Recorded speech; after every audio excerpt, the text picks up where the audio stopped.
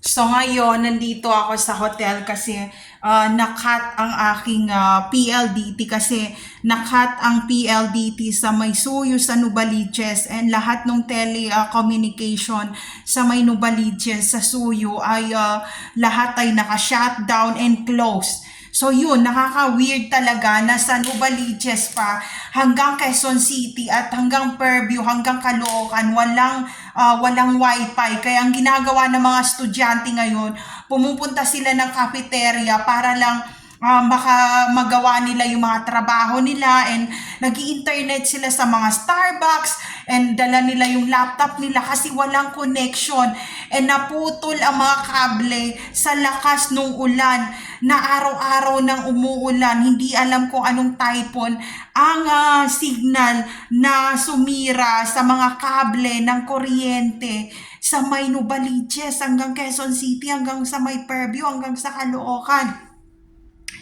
So ayun, may problema pa ako kasi nga pinaperma ako ng tatlong sumon ng kumbaga mini ano talaga na ikukulong raw ako dahil raw sa trespassing na ginawa ko and kailangan raw pumunta ako ng barangay and at the same time papunta na raw yon sa jail talaga dito sa local jail dito sa Pilipinas. And sabi ko kay ate girl, doon sa may-ari ng condo, wag masyado.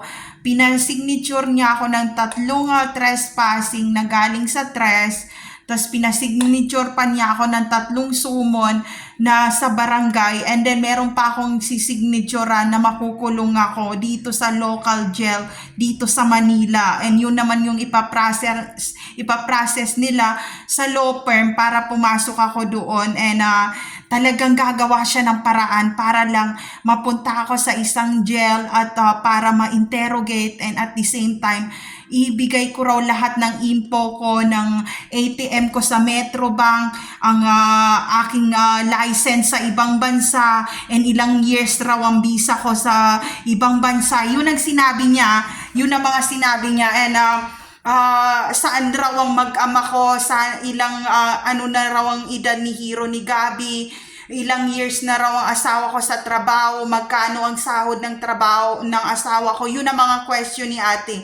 So I just wanna do a documents na there's no safe place to all targeted individual out there. Ito lang masasabi ko sa'yo, ate girl. Pumasok ka ba ng university o hindi?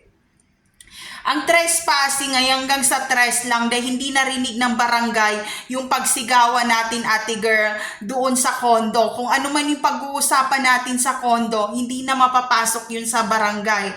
Pero kung gusto mo ako ng palahian, ate girl, magme-menopause na ako.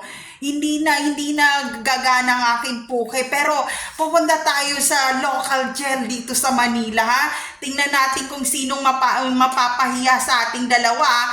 Dati sa international jail nyo ako tinapon.